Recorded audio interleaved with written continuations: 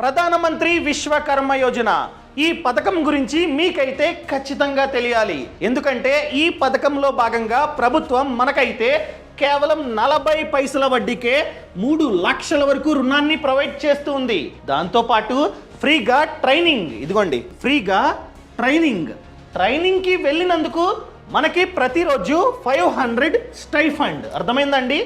మనం ట్రైనింగ్కి వెళ్తే వాళ్ళే మనకి నేర్పిస్తారు, నేర్పించినందుకు వాళ్ళు మనకి డైలీ 500 అయితే స్టైఫండ్ ఇస్తారనమాట. అండ్ దాంతో పాటు 15,000 విలువైన టూల్ కిట్ ని మనకైతే ఫ్రీగా ఇస్తారు. ఫర్ ఎగ్జాంపుల్ మీరు కనుక టైలరింగ్ చేద్దాం అనుకున్నట్లయితే కుట్టు మెషిన్, ఆ కుట్టు మెషిన్ ని ఫ్రీగా మనకైతే ఇస్తారన్నమాట. వేరే వ్యాపారాన్ని చేద్దాం అనుకున్నట్లయితే వేరే మెషిన్, దానికి సంబంధించిన మెషిన్ ని మనకైతే ఫ్రీగా ఇస్తారు. దాని విలువ 15,000, అది కూడా ఫ్రీనే. సో ఖచ్చితంగా మీకైతే ఈ స్కీమ్ గురించి తెలియాలి. ఈ వీడియోలో అసలు ఈ ప్రధానమంత్రి విశ్వకర్మ యోజన పథకం అంటే ఏంటి, ఎవరికి మాత్రమే ఈ పథకం వర్తిస్తుంది, ఎవరు మాత్రమే అప్లై చేసుకోవాలి, ఏ విధంగా అప్లై చేసుకోవాలి, ప్రాసెస్ ఏంటి, అసలు ఈ డబ్బు, ఈ మెషిను ఇవన్నీ ఫ్రీగా మనకైతే ఎలా వస్తాయి, ఇదంతా నేనైతే ఈ వీడియోలో ఎక్స్ప్లెయిన్ చేస్తా. సో ఈ వీడియోని లాస్ట్ వరకు చూడండి. అంతేకాకుండా ఇంతవరకు ఈ ఛానల్ని సబ్స్క్రైబ్ చేసుకోకపోతే ఇప్పుడే సబ్స్క్రైబ్ చేసుకోండి. నేను మీ కౌశిక్ మరిడి. ఈ స్కీమ్ పేరు ప్రధానమంత్రి విశ్వకర్మ యోజన.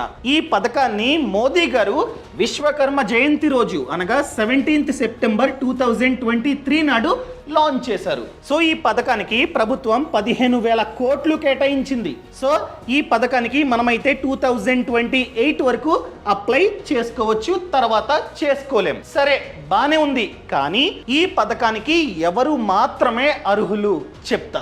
ఎవరంటే ఎవరైతే చేతి వృత్తి పనులు చేస్తూ ఉంటారో వాళ్ళు మాత్రమే అర్హులు.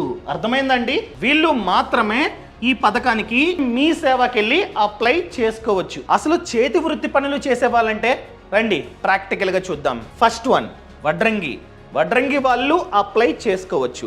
అదేవిధంగా పడవలు తయారు చేసేవారు వాళ్ళు కూడా అప్లై చేసుకోవచ్చు. అండ్ కమ్మరి వాళ్ళు అప్లై చేసుకోవచ్చు. అండ్ అదేవిధంగా గోల్డ్ స్మిత్ అంటే స్వర్ణకారులు వాళ్ళు అప్లై చేసుకోవచ్చు. అదేవిధంగా కుమ్మరి, శిల్పి అంటే విగ్రహాలు తయారు చేస్తూ ఉంటారు కదా చేత్తో, వాళ్ళు కూడా అప్లై చేసుకోవచ్చు. అదేవిధంగా చెప్పులు కుట్టేవారు అప్లై చేసుకోవచ్చు. అండ్ దాంతోపాటు సుతారి అనగా తాపి పని చేసే ప్రతి ఒక్కరూ అప్లై చేసుకోవచ్చు. అండ్ బుట్ట, చాప, చీపురు తయారు చేసేవారు వాళ్ళు కూడా అప్లై చేసుకోవచ్చు. అండ్ బొమ్మలు తయారు చేసేవాళ్ళు చేత్తో బొమ్మలు తయారు చేస్తూ ఉంటారు కదా వాళ్ళు కూడా అప్లై చేసుకోవచ్చు. అదేవిధంగా మంగలి కటింగ్ చేసేవాళ్ళు అప్లై చేసుకోవచ్చు. దండలు చేసేవారు పూల దండలు చేస్తూ ఉంటారు కదా వాళ్ళు కూడా అప్లై చేసుకోవచ్చు. అదేవిధంగా చాకలి వాళ్ళు దోబి వాళ్ళు అప్లై చేసుకోవచ్చు. దర్జీ అనగా టైలరింగ్, మీకు ఫ్రీగా కుట్టు మెషిన్ ఇస్తారన్నమాట. అర్థమైందండి? సో దర్జీ అనగా టైలరింగ్. అండ్ అదేవిధంగా చేపల వల తయారు చేసేవారు వాళ్ళు కూడా అప్లై చేసుకోవచ్చు. సో ఫైనల్గా వీళ్ళందరూ అప్లై చేసుకోవచ్చు. వీళ్ళందరికీ అర్హత ఉంది. ఎలా అప్లై చేయాలి? సో మీరు దగ్గరలో ఉన్నటువంటి మీ సేవా కేంద్రానికి వెళ్ళి అప్లై చేసుకోవచ్చు. సో ఎటువంటి డాక్యుమెంట్స్ మనమైతే ఇవ్వాలి? సింపుల్, ఆధార్ కార్డ్ జిరాక్స్, దాంతోపాటు address proof. So address proof కింద సింపుల్గా రేషన్ కార్డ్ చాలు. రేషన్ కార్డ్ని మీరైతే ఇవ్వండి. రేషన్ కార్డులో ఎంతమంది ఫొటోస్ అయితే ఉన్నాయో ఉంటుంది కదా, ఫ్యామిలీ ఫోటో, ఎంతమంది అయితే ఉన్నారో వాళ్ళ యొక్క ఆధార్ కార్డులు కూడా మనమైతే ఇవ్వాలి. ఇన్ కేస్ ఈ రేషన్ కార్డులో ఎవరైతే ఉన్నారో వాళ్ళు కనుక ఐటీఆర్ ఇన్కమ్ ట్యాక్స్ రిటర్న్స్ని కడుతున్నట్లయితే ఈ పథకానికి మీకు అర్హత లేనట్లే. ఎవరైతే అప్లై చేస్తూ ఉన్నారో వాళ్ళకి 18 కన్నా ఏజ్ ఎక్కువ ఉండాలి. అర్థమైందా అండి? సో మీరు ఆధార్ కార్డు ఇవ్వాలి. ఎవరైతే అప్లై చేస్తున్నారో వాళ్ళు ఆధార్ కార్డు ఇవ్వాలి. వాళ్ళకి ఏజ్ 18 కన్నా ఎక్కువ ఉండాలి. అండ్ వాళ్ళు రేషన్ కార్డు ఇవ్వాలి. రేషన్ కార్డులో ఎంతమంది అయితే ఉన్నారో వాళ్ళ ఆధార్ కార్డులు కూడా మనమైతే ఇవ్వాలి.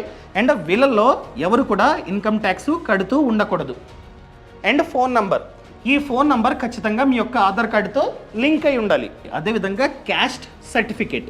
సో ఫర్ ఎగ్జాంపుల్ మీరు కుమ్మరి అని చెప్పి ప్రూఫ్ అన్నమాట, క్యాస్ట్ సర్టిఫికేట్ మీరైతే ఇవ్వాలి. అదేవిధంగా వేలుముద్ర థంబ్ ఖచ్చితంగా మీరైతే వెయ్యాలి. అదేవిధంగా బ్యాంక్ పాస్బుక్ సో బ్యాంక్ యొక్క పాస్బుక్ని మీరైతే ఇవ్వాలి. ఈ బ్యాంకు ఖాతాలోనే డబ్బు పడుతుంది. అర్థమైందండి? అదేవిధంగా మీ సేవ వాళ్ళు అప్లై చేసే టైంలోనే ఒక బ్యాంకుని చూస్ చేస్తారు. ఫర్ ఎగ్జాంపుల్, దగ్గరలో మీకు స్టేట్ బ్యాంక్ ఆఫ్ ఇండియా ఉన్నట్లయితే ఆ బ్యాంకుని వీలైతే సెలెక్ట్ చేస్తారనమాట.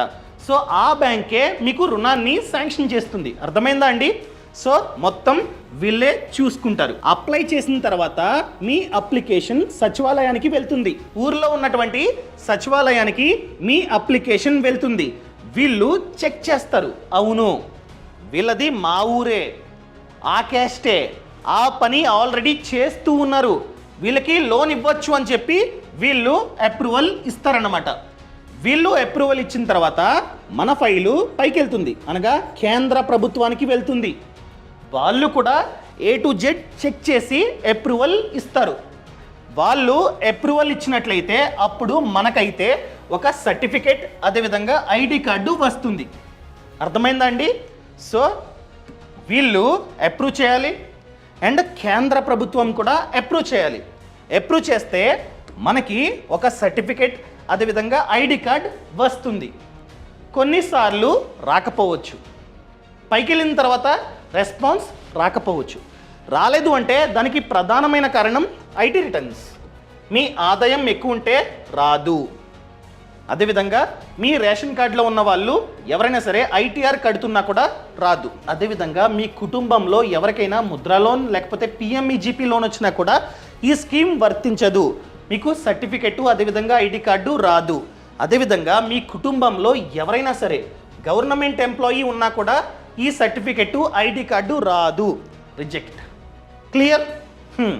సో ఒకవేళ మీకు సర్టిఫికెట్, అదేవిధంగా ఐడి కార్డు వచ్చినట్లయితే నెక్స్ట్ ఏంటి? నెక్స్ట్ ట్రైనింగ్, అది కూడా ఫ్రీ. Free training.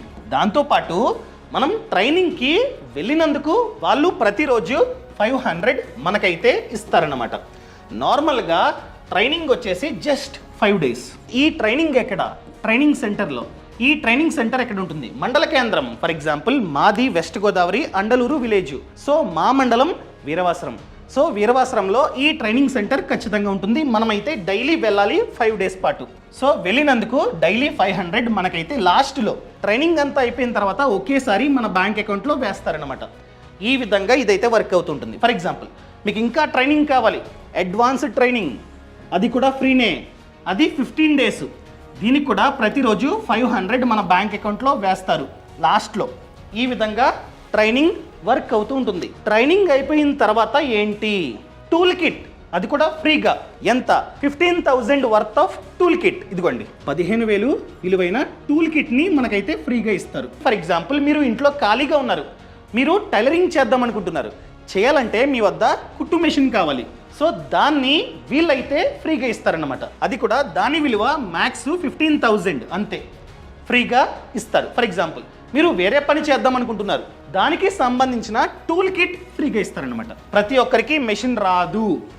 ఎవరైతే టైలరింగ్ చేద్దాం అనుకుంటున్నారో వాళ్ళకి మాత్రమే మెషిన్. మీరు వేరే పని చేస్తున్నారు, దానికి సంబంధించిన టూల్ కిట్ని ఫ్రీగా ఇస్తారు. అది కూడా 15,000 వాళ్ళ వద్ద ఉంటే ఫ్రీగా ఇస్తారు. లేకపోతే మీకు డైరెక్ట్గా రూపీ ఓచర్ ఇస్తారన్నమాట. ఒక ఓచర్ ఇస్తారు. మీరు షాప్కి వెళ్ళి ఆ ఓచర్ని ఇస్తే వాళ్ళు ఆ టూల్ కిట్ని మీకు ఇస్తారన్నమాట. దాని విలువ 15,000. అంటే చాలామంది డబ్బు వచ్చిన తర్వాత అప్పులు అది ఇది చేస్తూ ఉంటారు, పార్టీలు, వైన్ షాపు. సో కుదరదు, వాళ్ళు ఈ ఓచర్ ఇస్తారు. సో దాన్ని ఖచ్చితంగా టూల్ కిట్ని కొనడానికే మనమైతే యూజ్ చేయాలి, వేరే దానికి యూజ్ చేయడానికి లేదు. వాళ్ళే చెప్తారు పలానా షాప్కి వెళ్ళండి, ఆ షాప్లో ఈ ఓచర్ పనిచేస్తుంది అని చెప్పి వాళ్ళే చెప్తారు అడ్రస్. సో డైరెక్ట్గా అక్కడికి వెళ్ళి ఈ ఓచర్ని ఇచ్చి మీరైతే టూల్ కిట్ని కొనుక్కోవచ్చు.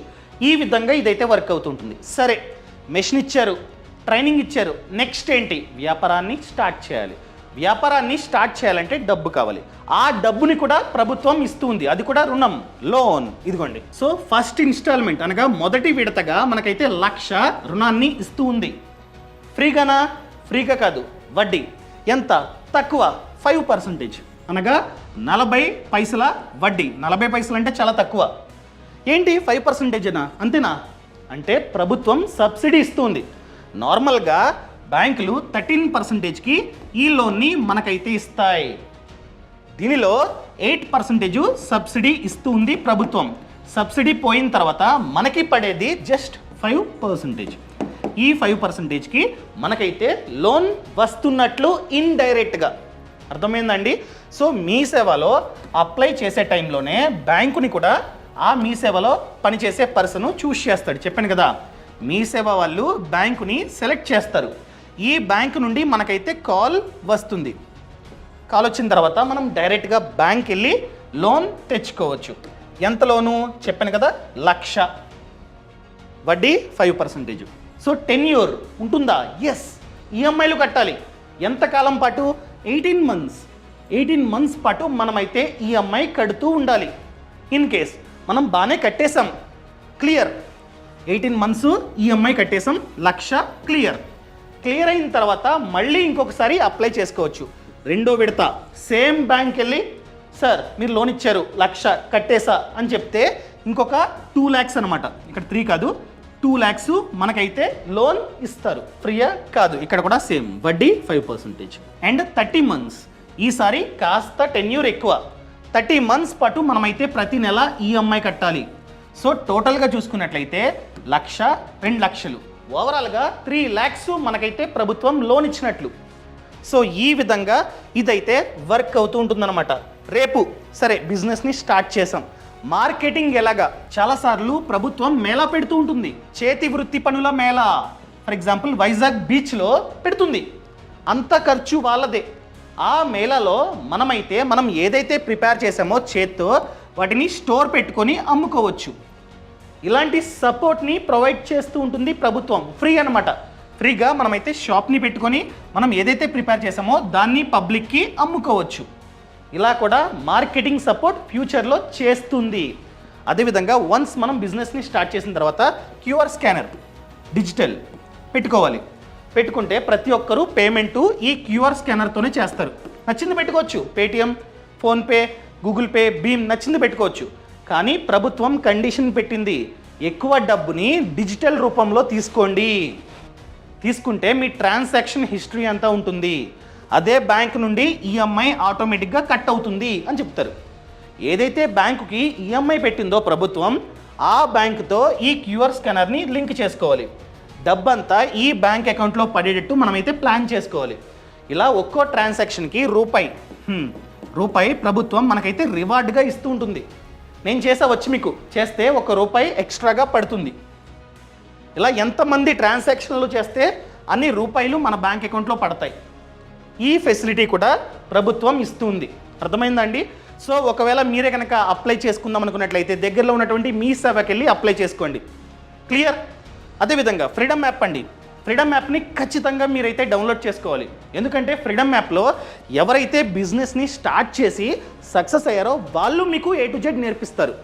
ఫర్ ఎగ్జాంపుల్ మీరు ఒక టైలరింగ్ అనుకుందాం, టైలరింగ్ బిజినెస్ని స్టార్ట్ చేద్దామంటే ఎలా కుట్టాలి ఇవన్నీ తెలియదు అనుకోండి, ఎలాగా? సో అందుకని ఫ్రీడమ్ యాప్ ఉంది. ఫ్రీడమ్ యాప్లో సెపరేట్గా కోర్స్ ఉంది. ఎవరైతే బాగా సంపాదిస్తున్నారో వాళ్ళు మనకి ఎక్స్ప్లెయిన్ చేస్తారు. ఫర్ ఎగ్జాంపుల్ మీరు ఒక రెస్టారెంట్, అంటే దీనికి పంచేదిలేండి, రెస్టారెంట్ని స్టార్ట్ చేద్దాం అనుకుంటున్నారు. ఎవరైతే రెస్టారెంట్ బిజినెస్ని స్టార్ట్ చేసి సక్సెస్ అయ్యారో వాళ్ళు మీకు డైరెక్ట్గా ఆ రెస్టారెంట్లో కూర్చొని టేబుల్ ఎంత, దీనికి ఎంత అయింది, దానికి ఎంత అయింది, నాకు లోన్ ఎక్కడ వచ్చింది, అక్కడ వచ్చింది అని చెప్పి వాళ్ళు మీకు చెప్తారు. అండ్ రేపు పొద్దున్న రెస్టారెంట్ని స్టార్ట్ చేసిన తర్వాత ఎలా మార్కెటింగ్ చేసుకోవాలి, ఎలా సస్టైన్ అవ్వాలి వాళ్ళు మీకు చెప్తారు. వాళ్ళకి ఎంత ప్రాఫిట్ వస్తుంది, ఆ ప్రాఫిట్ రావడానికి కారణం ఏంటి, ఇదంతా ఫ్రీడమ్ యాప్లో కోర్స్ ఉందండి. సో ఇప్పుడే ఫ్రీడమ్ యాప్ని డౌన్లోడ్ చేసుకోండి. యాప్ లింక్ అనేది కింద డిస్క్రిప్షన్లో ఉంది, పక్కన కామెంట్స్లో కూడా ఉంది. సో టోటల్గా ఫ్రీడమ్ యాప్లో చూసుకున్నట్లయితే 1000 కన్నా ఎక్కువే కోర్సెస్ ఉన్నాయి. PMEGP, అదేవిధంగా ముద్ర లోన్, ప్రతి దాని గురించి కోర్సు ఉందన్నమాట. సో ఈ ఫ్రీడమ్ని డౌన్లోడ్ చేసుకుంటే చాలు, అంత నాలెడ్జ్ మీకైతే వస్తుంది. ఎక్కడికి వెళ్ళి వేరే వాళ్ళని అడుక్కొని ఎలా చేయాలండి వ్యాపారం చెప్పండి, ఇదంతా అవసరంలా. ఫ్రీడమ్ యాప్ని డౌన్లోడ్ చేసుకొని కోర్స్ని చూస్తే చాలు, A to Z మనమైతే నేర్చుకోవచ్చు. సో ఫ్రీడమ్ యాప్ లింక్ అనేది పక్కన కామెంట్స్లో కింద డిస్క్రిప్షన్లో ఉంది, ఇప్పుడే డౌన్లోడ్ చేసుకోండి, చూడండి కోర్సులు. Thank you so much, thanks for watching. జై హింద్.